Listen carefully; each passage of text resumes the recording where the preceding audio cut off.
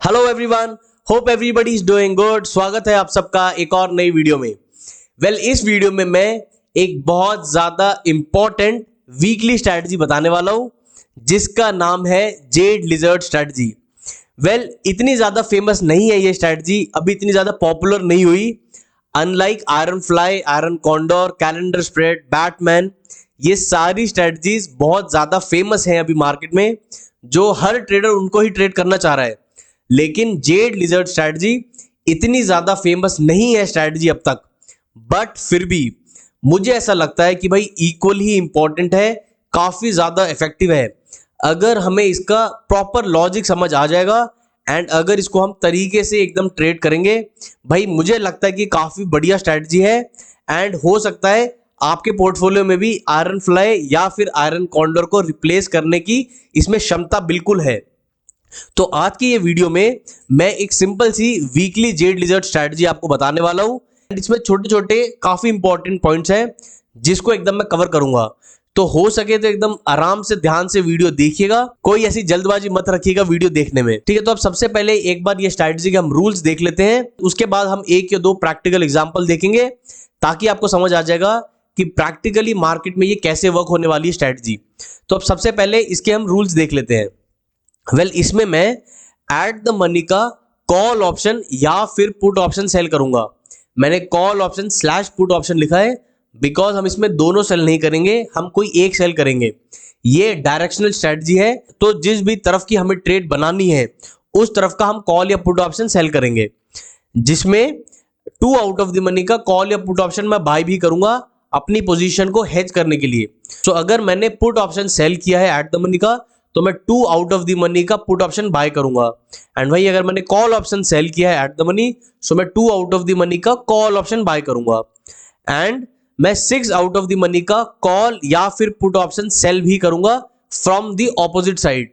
ये बहुत ज्यादा इंपॉर्टेंट पॉइंट है जो एक स्ट्रैटेजी को जेड लिजर्ड स्ट्रैटेजी बनाता है। सो अगर मैंने कॉल ऑप्शन इनिशियली बाय किया है जिसका मैंने हेज लिया है, तो मैं थर्ड पॉइंट के हिसाब से मैं पुट ऑप्शन सेल करूंगा 6 out of the money. And वही वाइस वर्सा, अगर मैंने पुट ऑप्शन इनिशियली सेल किया एट द मनी जिसका मैंने 2 आउट ऑफ द मनी का पुट ऑप्शन बाय किया है, सो मैं call option 6 out of the money का सेल करूंगा। तो ये जो फर्स्ट 3 पॉइंट्स है ना, इसमें आप बिल्कुल भी कंफ्यूज मत होइएगा, बिकॉज अभी जब मैं आपको प्रैक्टिकली डिप्लॉय करके दिखाऊंगा आपको एकदम क्रिस्टल क्लियर समझ आ जाएगा। एंट्री है 3:15 PM, weekly expiry day. Weekly जिस दिन एक्सपायरी होती है उसी दिन ये मैं ट्रेड डिप्लॉय करूंगा 3:15 PM पर फॉर द नेक्स्ट एक्सपायरी।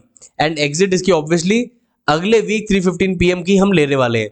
सो पूरे हफ्ते ये ट्रेड चलेगी। सपोज आज एक्सपायरी का दिन है, सो आज 3:15 PM पर मैं ये ट्रेड डिप्लॉय करूंगा फॉर द नेक्स्ट एक्सपायरी, जिसमें टारगेट मेरा रहेगा 2% ऑफ द डिप्लॉयड कैपिटल। हो सकता है ये थोड़ा सा आपको एग्रेसिव लग रहा हो, बिकॉज मैं वीकली स्ट्रेटजी आपको बता रहा हूं जिसमें हम 2% का टारगेट ले रहे हैं। यस थोड़ा सा एग्रेसिव है, बट इसको मैंने थोड़ा सा बैक टेस्ट करके देखा है एंड मुझे इसका रिजल्ट काफी अट्रैक्टिव लगा है, इसीलिए इसका मैंने टारगेट थोड़ा सा इंक्रीज किया है, 2% का रखा है। लेकिन अगर आप थोड़े से कंजर्वेटिव ट्रेडर हो, आप 1% का टारगेट भी रख सकते हो, बिकॉज ये वीकली स्ट्रैटेजी है, ठीक है। बस यही सिंपल से रूल्स है स्ट्रैटेजी के। इन्हीं रूल्स के साथ अब एक बार मैं आपको प्रैक्टिकल एग्जांपल दिखाता हूं ताकि आपको थोड़ा और बेटर तरीके से ये स्ट्रैटेजी के बारे में समझ आए। ऑलराइट, तो मैं अब एल्गो टेस्ट के सिमुलेटर पर आ चुका हूं। गाइस अगर अभी तक आपने लॉगिन नहीं किया है, मेरी वीडियो के डिस्क्रिप्शन में लिंक है, फटाफट जाइए और इसमें लॉगिन कर लीजिए। तो अब यहाँ पे मैं आपको 6 नवंबर का एक एग्जांपल दिखा देता हूँ। सेंसेक्स में मैं आपको बताने वाला हूँ, जिसमें डिप्लॉयमेंट जैसे मैंने बताया मेरा टाइम 3:15 PM का है। अब देखिए 6 नवंबर की एक्सपायरी है, तो ऑब्वियसली मैं उस दिन की एक्सपायरी ना लेते हुए मैं अगली एक्सपायरी लूंगा जो है 13 नवंबर की। अब यहाँ पे सपोज मेरा बेयरिश व्यू है मार्केट में, मुझे ऐसा लगता है कि अगले एक हफ्ते में मार्केट फॉल कर सकती है, तो उस सिचुएशन पे मैं यहाँ पे अपनी एक जेड लिजर्ड स्ट्रैटेजी बनाऊंगा। एट द मनी का जैसे मैंने प्रेजेंटेशन में बताया था अभी, एट द मनी का मैं पुट ऑप्शन सेल करूंगा and 2 out of the money का मैं पुट ऑप्शन बाय करूंगा जो है 83,100। एंड उसके बाद मैं ऑपोजिट साइड से 6 आउट ऑफ द मनी का कॉल ऑप्शन यहाँ पे सेल करूंगा। सो 1 2 3 4 5 6, सो 83,900 ये मैं सेल कर दूंगा, ठीक है। अब ये मेरी ट्रेड कुछ ऐसी बनी है जिसमें अगर मार्केट कंटिन्यूसली फॉल करती है, मेरी पोजीशन को कोई भी दिक्कत नहीं है, 2,831 रुपीज का मुझे पॉजिटिव दिख रहा है। अगर मार्केट वहीं रह जाती है तो भी मेरी पोजीशन को ऐसी कोई दिक्कत नहीं है, बिकॉज मैक्स पॉजिटिव 6,800 रुपीज का मुझे यहाँ पे दिख रहा है।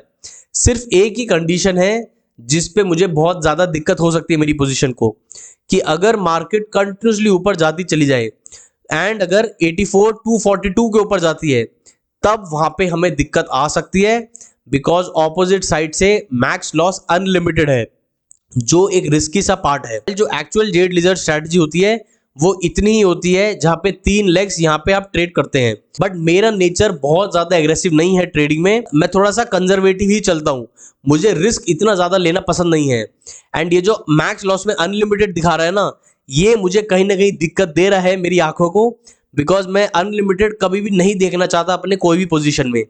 इस वजह से मैं ये जो अनलिमिटेड वाला लॉस ये जो दिख रहा है, इसको मैं हटाना चाहूंगा, इसको मैं लिमिटेड करना चाहूंगा।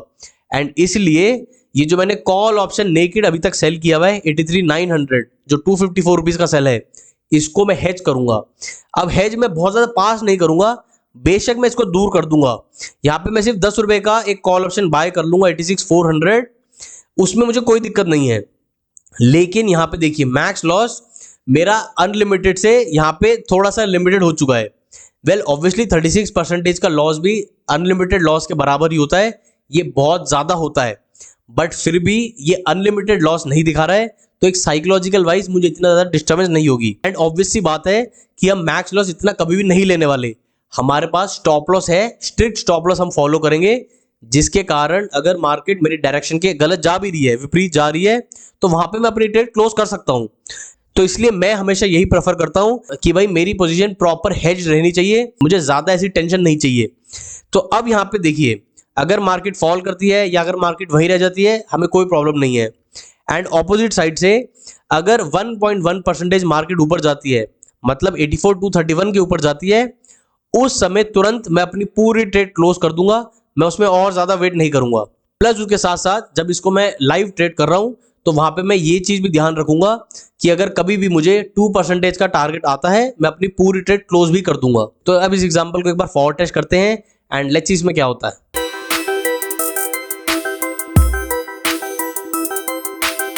So exactly 11 AM 7th November Friday का दिन मेरे ट्रेड लिए हुए सिर्फ कुछ टाइम ही हुआ है, एंड यहाँ पे मुझे 2% का पॉजिटिव दिख रहा है। ऑब्वियसली मैं अब अपनी ट्रेड अपनी क्लोज कर दूंगा, 2,400 रुपीज का पॉजिटिव दिख रहा है। इसमें जैसे ही मुझे मेरा 2% का टारगेट आएगा, मैं अपनी पूरी ट्रेड क्लोज कर दूंगा। मैं लालच में बिल्कुल भी नहीं आऊंगा, बिकॉज ये सिर्फ एक हफ्ते की स्ट्रैटेजी है, एंड एक हफ्ते के हिसाब से अगर मुझे 2% दिख रहा है, भाई मेरे हिसाब से वो जेन्युइनली काफी बढ़िया होता है। अब इसी एग्जांपल को मैं ना थोड़ा और फॉरवर्ड टेस्ट यहाँ पे करता हूँ एंड देखते हैं कि क्या मार्केट हमारी रेंज के बाहर भी गई थी या नहीं।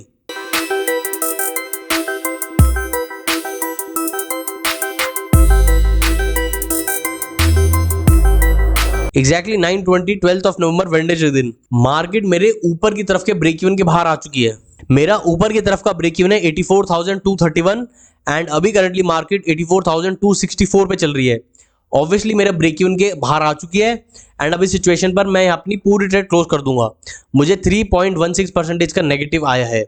ठीक है, तो जैसा मैं आपको बता ही रहा था कि जो मैक्स लॉस वाली सिचुएशन है ना, 36% जो दिखा रहा है, उतना हम नहीं वेट करेंगे ऑब्वियसली, बिकॉज अब ये ट्रेड डिप्लॉय करने के बाद ऐसा नहीं है कि भाई मैंने अपनी आंखें बंद कर ली हैं, या मैं मूवी देखने चला गया, या मैं कोई ट्रिप चला गया एंड मैं अपनी स्ट्रैटेजी को ट्रैक नहीं कर रहा हूं।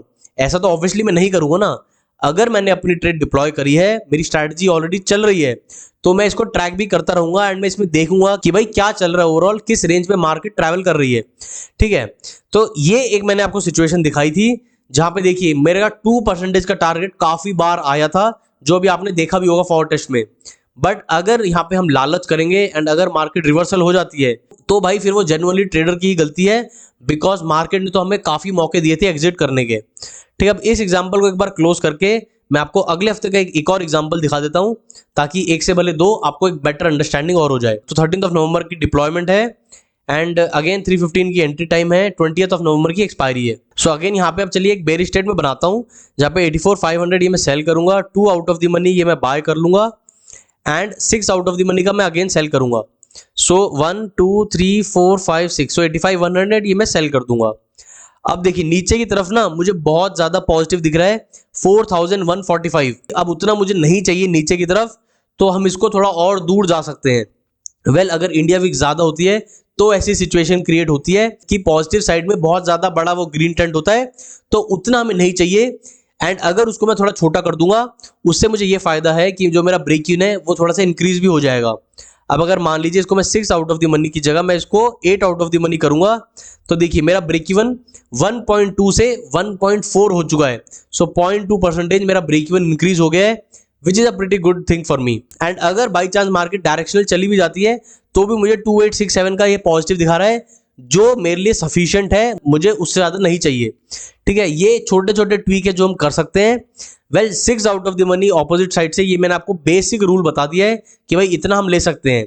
लेकिन अगर विक्स ज्यादा है एंड उसमें बहुत ज्यादा पॉजिटिव हमें दिख रहा है, ग्रीन ट्रेंड काफी ज्यादा बड़ा है, तो हम यहाँ पे थोड़ा और आउट ऑफ द मनी जाके यहाँ पे कॉल ऑप्शन सेल कर सकते हैं। एंड अभी भी इसमें मैक्स लॉस अनलिमिटेड दिखा रहा है, जो आपको पता है मैं इतना ज्यादा कंफर्टेबल नहीं हूं, इसीलिए यहाँ पे मैं अगेन कॉल ऑप्शन की तरफ 10 रुपए के आसपास का ये मैं बाय कर सकता हूँ। सो ये 11 रुपए का है, 88,500, ये मैं बाय कर लूंगा। अब गाइस इसमें आप ये वाली चीज भी ट्राई कर सकते हैं, अगर ये 11 रुपए की जगह अगर मैं थोड़ा और एक्सपेंसिव वाला लूँ, मान लीजिए मैं 25 रुपीज वाला बाय कर लेता हूँ, अब इससे मेरा मैक्स लॉस कम हो जाएगा, लेकिन मेरी ब्रेक इवन भी थोड़ी सी इंक्रीज हो जाएगी, प्लस मेरा ऊपर की तरफ का जो पॉजिटिव है वो भी कम हो जाएगा। बट इससे ये है कि आपका मैक्स लॉस काफी ज्यादा रिड्यूस रहता है, 60,000 से ये 33,000 पे आ चुका है। तो ये भी एक इंपॉर्टेंट स्टेप है जो आपको समझना पड़ेगा। इसमें बेसिकली 2 स्टेप हैं जो फिक्स रहेंगे कि हम एट द मनी का सेल कर रहे हैं and 2 out of the money का बाय कर रहे हैं, ये 2 स्टेप फिक्स हैं। लेकिन जो बाकी के 2 स्टेप हैं कि ऑपोजिट साइड से हम 6 आउट ऑफ द मनी का सेल करें या हम 8 आउट ऑफ द मनी का सेल करें, वो डिस्क्रिशन है based on the market situation. हमें उस समय मार्केट में देखना पड़ेगा कि विक्स क्या चल रही है, उसमें प्रीमियम्स कितने चल रहे हैं, उस हिसाब से हम डिसाइड करेंगे कि भाई कौन सा स्ट्राइक हमें सेल करना है, प्लस हमें हेज कौन सा लेना है वो भी हम उसी समय डिसाइड कर पाएंगे कि हमें ऑपोजिट साइड से ब्रेक इवन भी अच्छी खासी चाहिए, प्लस अगर मार्केट कंटिन्यूसली ऊपर जाती है तो हमें वहां पे पॉजिटिव भी होना चाहिए। बिकॉज अगर मान लीजिए ये मैं 25 की जगह यहाँ पे सपोज 100 रुपीज का बाय कर लेता हूँ, तो अब देखिए ये मेरा ऊपर की तरफ मुझे कुछ बचेगा ही नहीं, सिर्फ 678 रुपीज मेरे को बचा है एंड ब्रेक इवन मेरा सिर्फ 1.2% है। तो मैं ऐसी भी सिचुएशन नहीं चाहता हूं कि ऐसी सिचुएशन आए जहां पे अगर मार्केट मेरी डायरेक्शन में जा रही है तो मुझे मेरी पॉकेट में कुछ आए ही नहीं, वैसा हमें नहीं करना है। इसलिए थोड़ा सा ध्यान से समझ के हमें यहाँ पे एडजस्टमेंट अपनी डिप्लॉय करनी है। तो अगर मैं यहाँ पे 25 रुपए वाला ले लेता हूँ तो मुझे ऐसी कोई दिक्कत नहीं है। 2364 मेरा अभी भी पॉजिटिव दिखा रहा है ऊपर की तरफ एंड ऑपोजिट साइड से मुझे 1.3% की रेंज है। तो इसको अभी मैं 25 की जगह वापस 10 रुपए ही कर देता हूँ एंड अब इसको वापस फॉरवर्ड टेस्ट करते हैं एंड देखते हैं इसमें क्या होता है।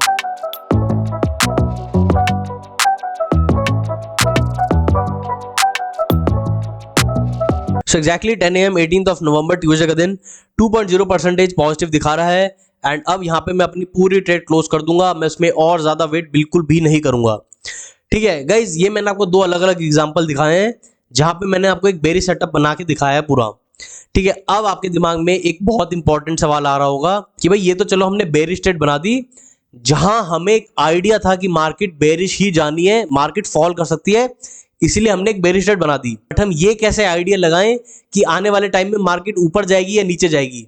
वेल ये एक बहुत ज्यादा इंपॉर्टेंट सवाल है जो आपके दिमाग में आना चाहिए था अगर आपने अभी तक वीडियो देखी है। डायरेक्शन डिसाइड करना मार्केट का एक बहुत ज्यादा इंपॉर्टेंट पार्ट है अगर आप डायरेक्शनल स्ट्रेटजी को ट्रेड करना चाह रहे हैं। वेल डायरेक्शन डिसाइड करने के लिए ना बहुत सारी अलग अलग स्ट्रेटजीज हैं, भले वो 20 AM में क्रॉसओवर की स्ट्रेटजी हो, भले ही वो रेंज ब्रेकआउट स्ट्रेटजीज हो, भले ही वो बॉलिंजर बैंड के साथ की स्ट्रेटजी हो, RSI के साथ की स्ट्रेटजी हो, या फिर MACD के साथ की स्ट्रेटजी हो, या फिर सुपर ट्रेंड के साथ की स्ट्रेटजी हो। डायरेक्शन का एक एज निकालना मार्केट में बहुत सारे अलग अलग इंडिकेटर्स हैं जिसके साथ हम थोड़ा सा आइडिया लगा सकते हैं। वेल 100% तो कोई भी नहीं बता सकता कि मार्केट ऊपर जाएगी या नीचे, बट एक जो हम एक आइडिया लगाते हैं, एक हल्का सा एज क्रिएट करने की हम कोशिश कर सकते हैं। एंड जब हमें थोड़ा सा आइडिया हो कि भाई मार्केट बुलिश जाएगी या बेरिश, फिर उस हिसाब से उसी डायरेक्शन की हम ये जेड लिजर्ड स्ट्रेटजी बना सकते हैं। पहले आप मेरे यूट्यूब चैनल को भी थोड़ा सा स्क्रॉल करके देख सकते हैं, मैंने काफी अलग अलग डायरेक्शनल स्ट्रेटजीज बताई है जहां पे मैंने ये भी डिस्कस किया है कि हम कैसे मार्केट की डायरेक्शन को आइडेंटिफाई करें सो दैट फिर हम उसमें कॉन्फिडेंटली डायरेक्शनल स्ट्रेटजी को डिप्लॉय कर पाए। तो यही था एक सिंपल सी वीकली स्ट्रेटजी के बारे में। इसके बारे में अगर आपके पास कोई और बेटर एडजस्टमेंट है, कोई और बेटर तरीका है जिससे हम ये स्ट्रेटजी को थोड़ा और इंप्रोवाइज कर सकते हैं, तो मुझे वो आप कमेंट सेक्शन में जरूर बताइएगा, उस पर भी मैं काम करूंगा। अगर वो मुझे अच्छा लगेगा देन डेफिनेटली उसकी भी मैं वीडियो लेके आऊंगा अपने यूट्यूब चैनल पर। सो यही था इस वीडियो के बारे में। आई होप आप सभी को वीडियो अच्छी लगी हो एंड कुछ ना कुछ सीखने को जरूर मिला हो। Thank you so much for watching the video with lots of patience. Let's meet in the next video then.